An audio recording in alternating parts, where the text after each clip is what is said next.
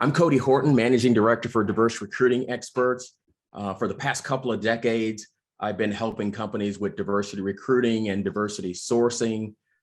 Today, our company, Diverse Recruiting Experts, helps clients really work the top of the funnel and find qualified, interested, and available diverse talent.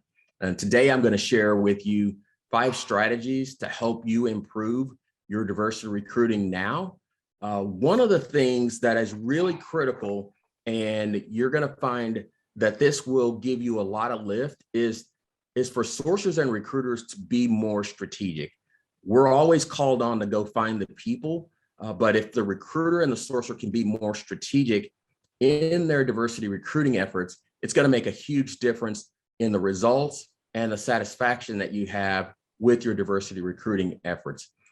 I think the biggest thing that you can do as a recruiter and a sourcer is to put your heart and put your head into your sourcing efforts. We're in the business of impacting people's lives and changing people's lives, and recruiting is an amazing way to do that. So by putting your heart and head into the work and being deliberate and intentional, it gives you the opportunity to really make a difference. Now, why, you say? Well, I think you have to be able to relate to the candidates that you're reaching out to.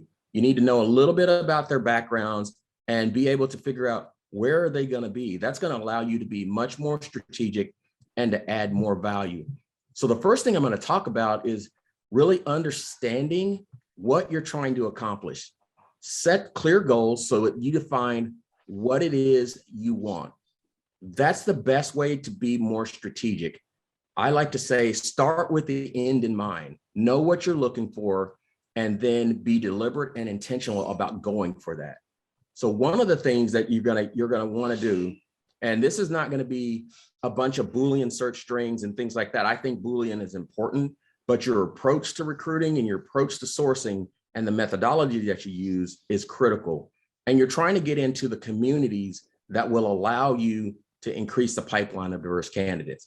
So one of the things you want to do is just go out and start building relationships. I'm going to talk a little bit about how you do that. One of the things that you want to do is to make sure you're doing a multi-touch approach. So many times we go to an event or we join an organization, but we're just going with the intent of hiring immediately. And what you need to do is you need to touch those candidates and touch those communities multiple times. In this world, certainly you want to touch them at the local level. You also want to be able to engage them at the regional level and then at the national level. And in a lot of companies, and especially a lot of the people that consume this information, are working in multinational corporations that are all over the world. And so engaging at the international and the global level is another way to build those relationships. Because if you just go to a national event, those candidates don't know you yet. You haven't built a relationship, so they don't know, like, and trust you yet. But if you've had this multi-touch approach, it's going to give you the ability to make those connections and to get people to know more about you and, more specifically, more about your company. Some of the ways that you can go about building these relationships and making the connections: meetups, whether they're virtual or in person, that adds value. It also gives you the opportunity to educate the communities about your company without the pressure of looking for a job or interviewing or doing anything like that. The other thing you want to do is, as a recruiter, you can't do it by yourself. You've got to have partners. So get your leaders involved, get your hiring managers involved, get the interview teams engaged in the communities. If you had 10 leaders or 10 partners that you worked with, that's 10 times the number of people who are able to do the outreach, build relationships with those communities, and you basically 10x your ability to reach a broader pool of candidates, because now you've got help and you're going to get additional ideas. And I also want to let people know, if you've got a question, put the question in the chat box. We'll keep an eye on that. We'll also leave time for questions at the end, just in case someone doesn't think about something until we finish here. One of the things that's also important is to make sure that you're just making the connections. slow down the recruiter mentality and the recruiter pitch and pitching a job, and just build the relationships.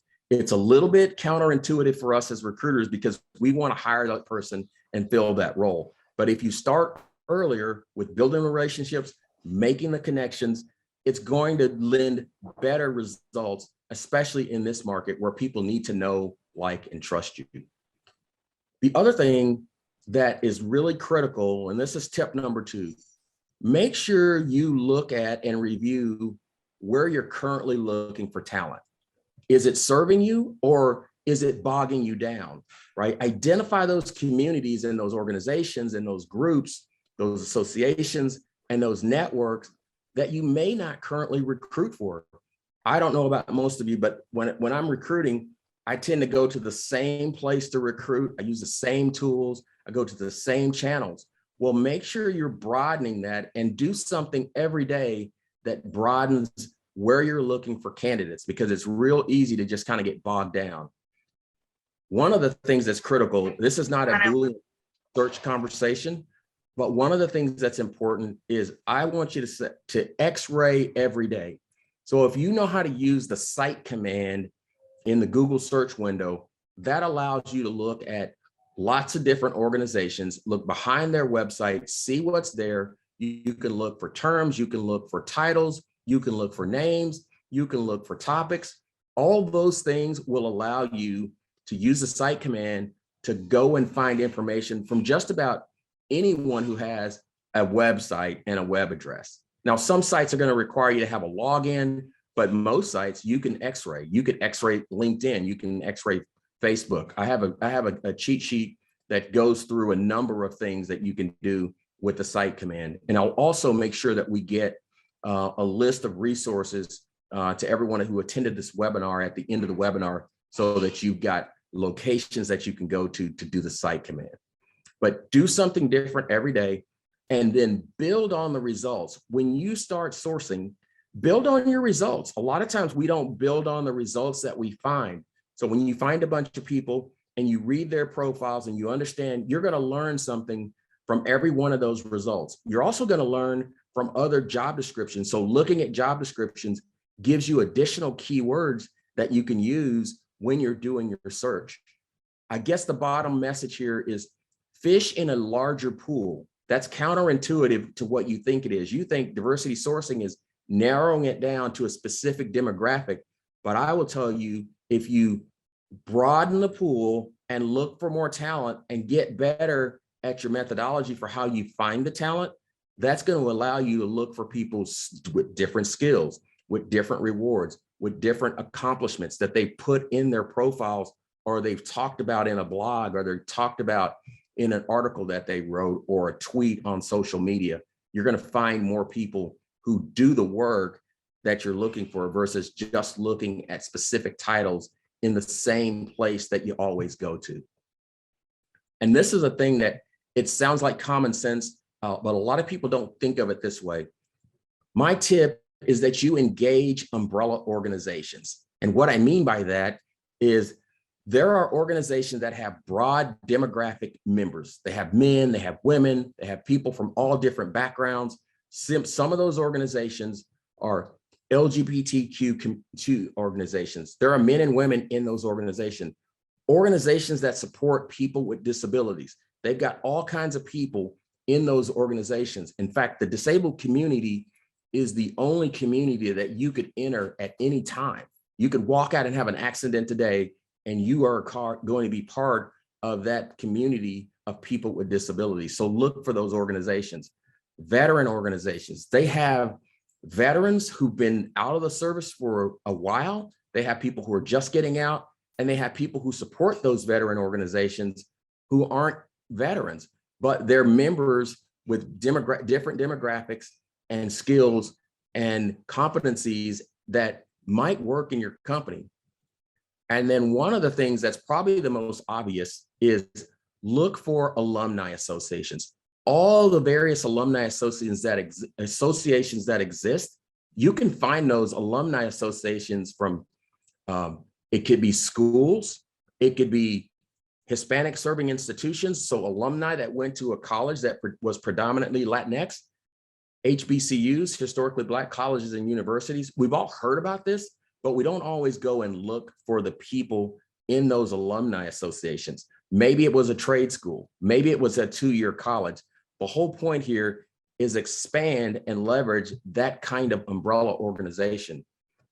Look at boards and people who are on different kinds of boards. Look at people who belong to particular councils. Look for committees. Those are places that you will find a wide range of people with different backgrounds and different demographics. Look to your Chamber of Commerce. Other places that you can look, and this is one that is a hidden gem, is look at a place like NMSDC. So that's the National Minority Supplier Development Council. It's focused on small businesses. It's normally focused on underrepresented businesses and women businesses. What's powerful about it, not only are there diverse businesses there are companies who are mega corporations who have representatives because they have a supplier diversity program. And then there's an organization, it's called NACE. Look at the NACE alumni. NACE stands for the National Association of Colleges and Employers. So not only are you getting people from colleges and universities, you're getting a whole range of employers who could be recruited from who belong to that organization. So those are a few things that will allow you to just kind of change where you're looking and not get stuck in kind of the one channel for looking for talent. So Jesus, do we have any questions? Let me look and see if we have questions here. We have one in chat. Yeah, so I have a question here from Angie. It says, so how important is Boolean search for diversity? So I think Boolean search is important for anybody doing recruiting. What I think is more important is your approach and your methodology to how you go about finding the candidates. Because what the Boolean search is, it's a term and you're just asking the search engine to give you information. So with Boolean search, you're actually asking, but how you ask and what you ask is more important than being a guru at Boolean search. There are lots of people who are going to teach you how to do the search strings, how to do the advanced Boolean operators.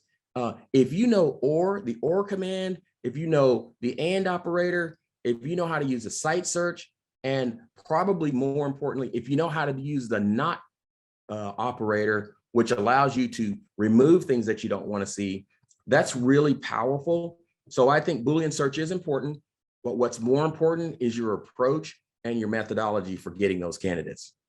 So I'm going to take another question here and then I'll keep going.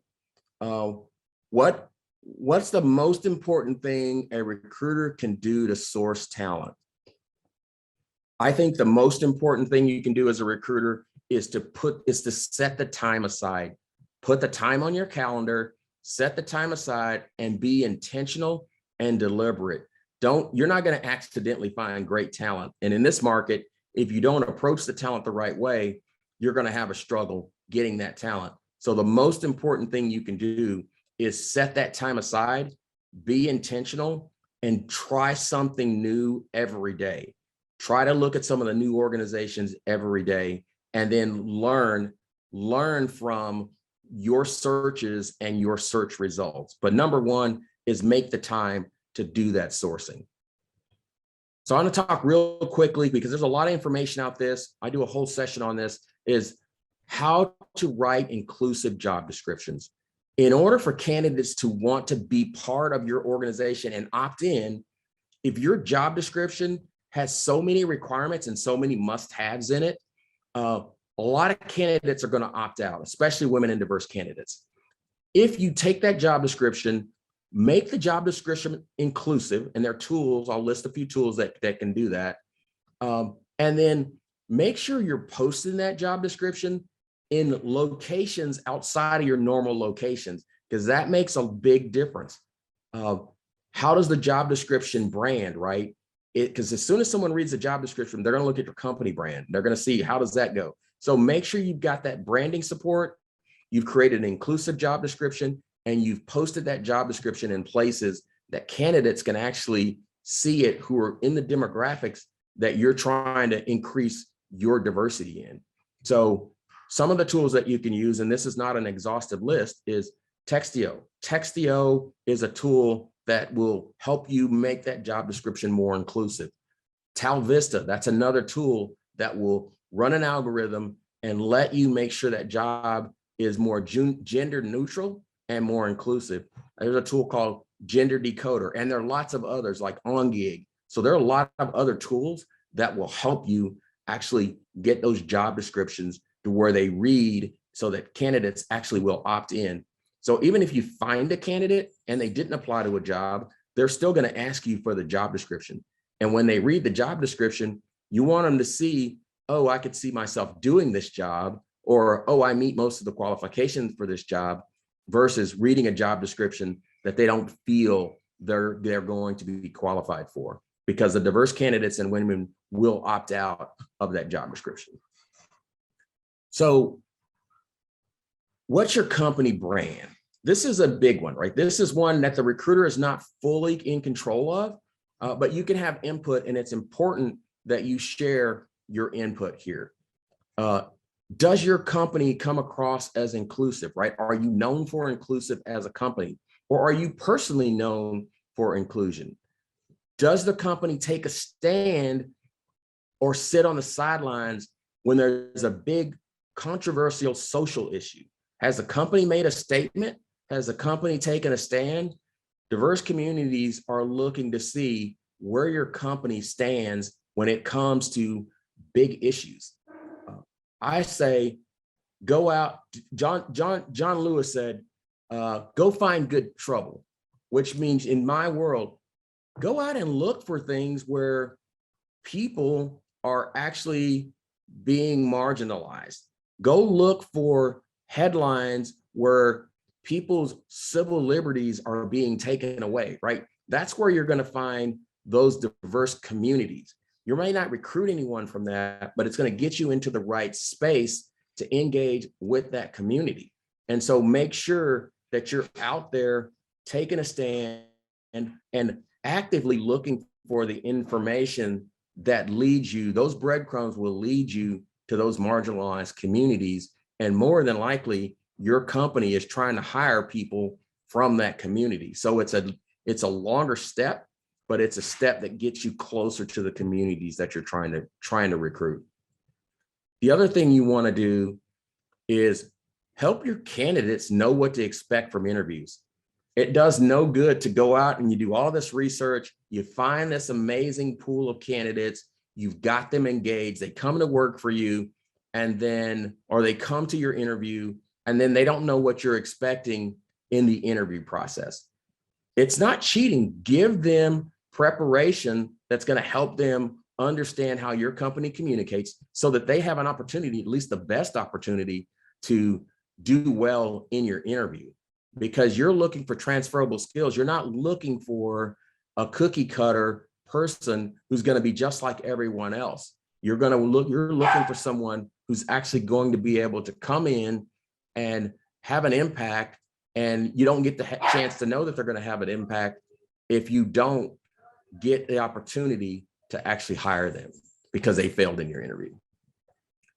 The other big thing that I'm seeing, and I've been a person who's experienced this, is avoid tokenism practices. What I mean by that is I just saw an article from a candidate who was one of a handful of women in the company. She was invited to every recruiting event. She was on all the interviews that had women on them. And she didn't have time to do her day job because she was spending so much time doing recruiting related, interview related work. And this person's a software developer. So after a while, it started to wear on her. So just be mindful of those events that allow those things that happen that cause you to have a token, your token woman or your token whoever, whatever demographic it is. Be mindful of those kinds of practices. So let me look at Let's see. I see questions here. Let me grab a couple of these questions. You can tell working from home because I got a dog barking in the background here. How do I find data on diverse talent? So one of the things that I'm going to send a list out of some data sources that will allow you to find data. And I'm going to get that to you guys, but in the US, there's some places that you can go to get that data. One of the places that you can go to get that data is the EEOC. Other places are the Bureau of Labor Statistics. You can get that data from the US Census. There's a site called City Data that will allow you to get information on that demographics in that city. If you just do a search on demographics and data for your location, it'll also get you information there. Globally, you can get that data as well. And it depends on what country you're in, what data is going to be available. The other place to get the data is internally. If you're trying to make a decision on hiring and what your metrics are and what your KPIs are in your company, go to your HR team, go to your recruiting team. They'll give you the data, or they may not give you the data. A lot of times you can't get all that data. But there should be funnel data on how many people you interview, how many people get hired. There's attrition data, there's retention data. There's that internal data that you can use as well, if you can get access to it. And so that's pretty powerful. So let me see, there's another question here.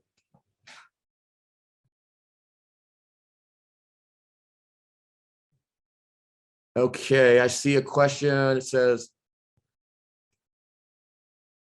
I've had candidates be upset that they feel I'm trying to attain diversity and want to be felt as their talent and skills and not seen as a diversity metric. Any advice on how to respond to these kind of candidates who have this fear or reaction? Yeah, that's definitely one of the concerns that some candidates have, right? They don't want to be hired because they're a diversity candidate. They want to be hired because they want to be the most qualified candidate. And I believe that what you want to tell the candidate is that, look, your company is committed to being an inclusive workplace. The company is being intentional about increasing the pool of candidates that they're trying to hire. And so that your company, I always tell people, we look at diversity very broadly. We're going to fish in all the pools and we're going to hire the best candidate. We just want to make sure we give every candidate the opportunity to be seen, to be heard, to be interviewed. And it's not just because someone is from a certain demographic or a certain gender or a certain background. We want to hire the people who are most qualified, and that's who's going to get the job. So I would just reassure the candidate that your hiring criteria doesn't change. It's just you're changing how you recruit to make sure that you have an inclusive recruiting process and you're not excluding by only going to a few places. So you're going to look for a broader pool of talent. Great. The other question is there a certain tool or app that works better than another, or is it a methodology? So there are lots of tools and there are lots of applications out there. So I'm going to send a list of tools, and there are lots of sites that you can use. I think the most important thing is the approach, is to be intention, is to have your heart and your head in the effort, is to be thoughtful about it, is to try different things. Most importantly, it's to build the relationships, because you could get diverse talent without having any of the tools if you've got people building the relationships, and that's critical. There are tools that will help you surface the candidates, because not every candidate wants to be found, especially in this market. People are getting reached out to by recruiters all the time. So these tools are going to help you find people.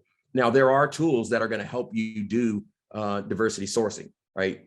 You could certainly use Boolean search strings in in a browser. You can certainly use Boolean if you're using LinkedIn. You can search Twitter. You can search Facebook. There are lots of places that you can search. You can do long Boolean search strings that help you get there. And there are other AI tools that have diversity filters like HireTool and SeekOut and Intello. Those are tools, platforms that allow you to find diverse talent because they're looking at the signals that says this might be a diverse candidate. And so those tools definitely give you lift, but you could literally do it with a computer browser and a great methodology and a great approach. So even with those tools, it's important to be intentional and start with the end in mind and really look at your approach to how you go about finding the talent. All right, so the fifth thing I want to cover with you, I know I'm hitting a lot of information here, but the fifth thing is to really recognize and adjust bias in the hiring process. And here's what I include in this process. One is certainly the interviews and mitigating interview bias. There's a lot of training on it, and hiring for culture fit kills your inclusion and diversity efforts. So you want to be hiring for culture add, because the people who probably built the culture are not the demographic you're trying to add to the culture. So make sure that you're getting familiar with those. There's a lot of training on it. I have a workshop that I do on inclusive hiring, inclusive interviewing that helps with that. The other thing, and I touched on this a little bit, is also check your sourcing bias. Do you lean toward one channel for sourcing or one title for sourcing or one skill set? Make sure that you check your sourcing bias and expand the channels that you are going to, because typically what a recruiter is going to say is, I only find amazing people on LinkedIn. I don't want to use this other thing, or I don't go to job boards, or I don't go to this. Well, change that mindset, because the person you're looking for might actually be in one of the other platforms. And so by changing the bias of the channel, you give yourself a better opportunity of finding the people that you're looking for. The other thing to think about is LinkedIn profile. So if you look at a profile, and if that profile doesn't have much information, there is a bias for a recruiter to pass that profile up. They don't have enough information other than a title, but they don't have any content on what they did or what they accomplished. We tend to pass by that person.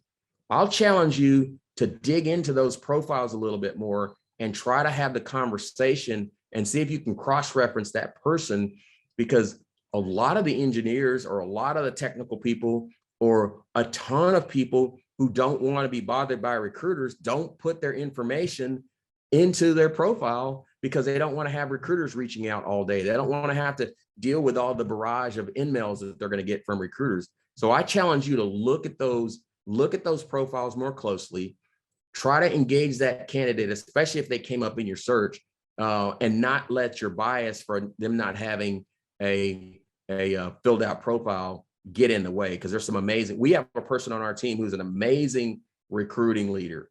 And I would have never found the person had I gone off the LinkedIn profile, because it didn't even say that they were a recruiter.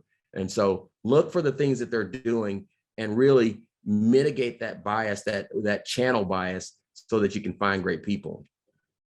The other thing you want to do is try to expand the titles. If you've got a certain title that you look for, try to figure out what other titles people go for, or look for role-related information. So role-related responsibilities that might be in the text of their profile, or look for terms, or look for results that they've had, right? They might have won an award, or they might have impacted something. So use impact words to find people, like grew a team, or improved or increased efficiency, or any of those things that you look for, or delivered a product. Those are terms that you typically don't put in your search strings, but start to use those, and it expands the folks you're going to be able to find.